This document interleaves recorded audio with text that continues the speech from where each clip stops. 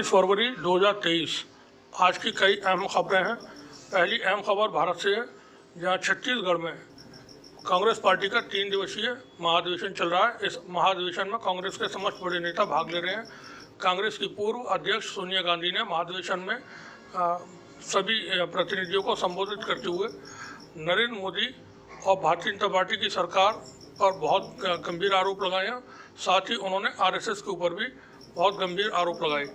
सोनिया गांधी ने कहा कि बीजेपी की सरकार ने सभी संस्थाओं पर कब्जा कर लिया है और विपक्ष की आवाज़ को दबाने के साथ नफरत की आग भड़काई जा रही है। सोनिया गांधी ने यह आरोप लगाया कि प्रधानमंत्री मोदी और भाजपा आरएसएस की सरकार ने तमाम संस्थाओं पर कब्जा कर लिया है और विपक्ष की आवाज़ को दबाया जा रहा है। उन्होंने अध्यक्ष के तौर पर अपनी पारी का भी उल्लेख करते हुए कहा कि यह मेरे लिए सम्मान की बात है कि मैंने 1998 में कांग्रेस अध्यक्ष पद संभाला। 25 वर्षों में पार्टी ने कई बड़ी उपलब्धियां हासिल की और निराशा भी हाथ लगी। सोनिया गांधी ने सीधे सीधे बीजेपी और आरएसएस की सरकार पर कई तीखे प्रहार किए। सोनिया गांधी ने कहा कि हमने 10 साल मनमोहन सिंह के नेतृत्व में बहुत अच्छी सरकार दी। हम लोकतंत्र को मजबूत करने के लिए प्रतिबद्ध हैं। सोनिया गांधी ने कहा कि यह समय कांग्रेस जनों के साथ देश के लिए चुनौती का समय है। प्रधानमंत्री मोदी और भाजपा आरएसएस का गठबंधन हर संस्था पर कब्जा कर रहा है। सोनिया गांधी ने संबोधित करते हुए कहा कि मौजूदा माहौल में देश में लोकतंत्र को खतरा पैदा हो गया है। भाजपा सरकार संविधान की आत्मा पर चोट कर रही है। कांग्रेस नेता ने कहा कि विपक्ष की आवाज़ दबाने के साथ साथ नफरत की आग भड़काई जा रही है।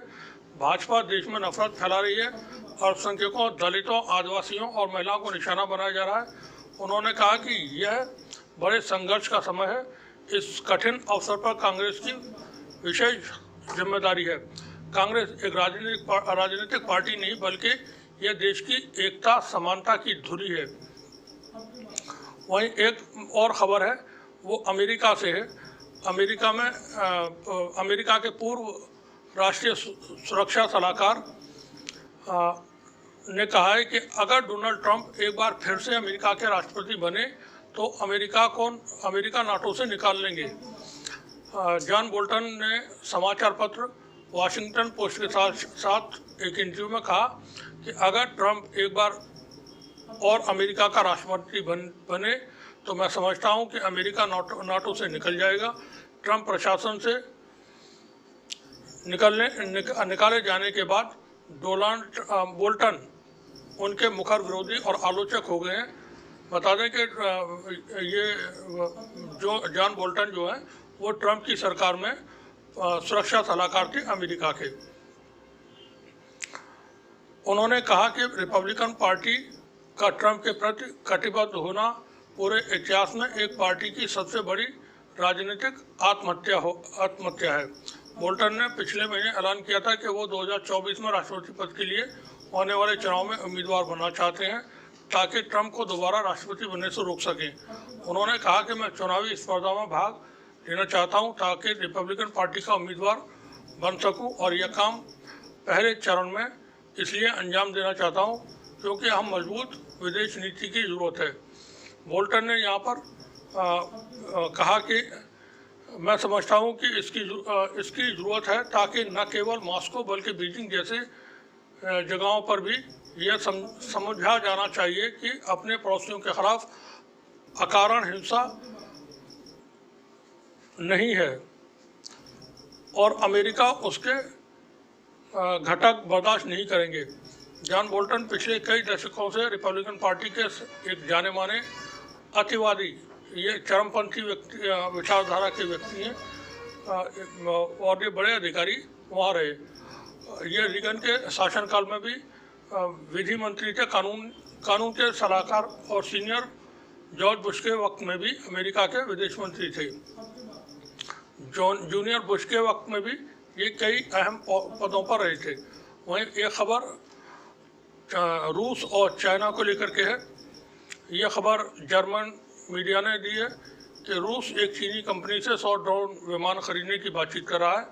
जर्मन समाचार एजेंसी ने कहा है कि ये ड्रोन रूस को अप्रैल तक डिलीवर किए जा सकते हैं। कहा जाता है कि रूस ड्रोन निर्माता ब्योंगयान एविएशन टेक्नोलॉजी के साथ बातचीत कर रहा है। सैन्य विशेषज्ञों ने कहा कि रूस कंपनी के ZT 180 ड्रोन विमान खरीदना चाहता है। जानकारों का कहना है कि ये विमान 35 से 50 किलो युद्धक गोला बारूद ले जाने में सक्षम है। इसके अलावा बोइंग कंपनी रूस को प्रतिमाह लगभग 100 ड्रोन के निर्माण से संबंधित भागों और सूचनाओं की आपूर्ति करेगी। उम्मीद जताई जा रही है कि चीन के इस कदम से अमेरिका और चीन के रिश्तों में और तनाव बढ़ सकता है। अमेरिकी विदेश मंत्री एंटनी ब्लिंकन ने चीन से रूस को हथियार भेजने की संभावना को लेकर पहले भी चिंता जताई थी।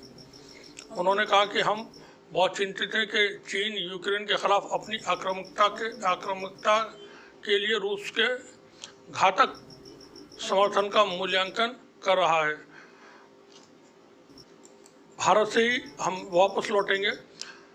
भारत में चूँकि इस वक्त एक अडानी को लेकर के गहमा गहमी का माहौल है और बता दें कि अडानी जो पिछले महीने जनवरी में 24 जनवरी तक दुनिया के तीसरे सबसे अमीर व्यक्ति थे, वो आज 3 में है न 13 में है, 33वें नंबर पर दुनिया में पहुंच गए और उनकी संपत्ति में 140 बिलियन के करीब, मिलियन के करीब या बिलियन जो भी है वो बताई जाती थी, वो घट करके आधे से ज़्यादा उनकी संपत्ति इस वक्त घट गई है इस दौरान।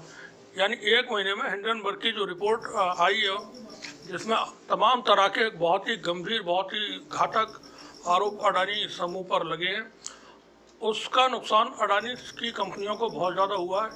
और उनकी जो कंपनियां हैं 1 महीने से लगातार तकरीबन सभी कंपनियां घाटे में जा रही हैं और वो इस वक्त एक बुरी हालत में फंसे हुए हैं। 1 महीने के अंदर जानकारों का मानना है कि 1 महीने के अंदर इतनी ज़्यादा गिरावट अडानी के एसेट्स में होना चिंता की बात है। और जैसा कि हिंडनबर्ग ने कहा था कि अडानी के जो शेयर्स हैं वो बाउल हैं, यानी किसी चीज़ को फुला करके गुब्बारा बना देना। अब जब वो पहले जो जिसकी कीमत शेयर की 3400 रुपये थी, वो घट करके 1300 और 1200 रुपये रह गई है। ये और नीचे जाने का अनुमान है। इससे शेयर जो धारक हैं और जिन लोगों ने इन्वेस्ट किया हुआ है अडानी समूह में, उनके लिए एक फिक्र की बात पैदा हो गई है। और आने वाले वक्त में, क्योंकि ये मामला अभी थमने वाला नहीं है, ये मामला अडानी का मामला ये राष्ट्र की सुरक्षा से भी जुड़ा हुआ हो सकता है, क्योंकि इनकी कंपनी में बेनामी कंपनियों का पैसा लगा हुआ है।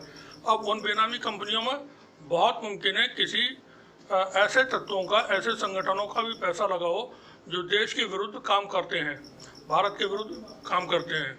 तो आने वाले वक्त में ये एक राजनीतिक मुद्दा ही बना रहेगा और एक आर्थिक मुद्दा बना ही हुआ है कि देखते हैं इसमें क्या होता है। सुप्रीम कोर्ट में फ़िलहाल इसकी जांच के लिए कमेटी का गठन करने का आदेश हो चुका है।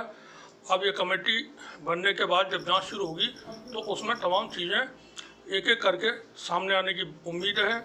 देखते रहिए, बने रहिए हमारे साथ 30 जंग न्यूज़। शुक्रिया आपका।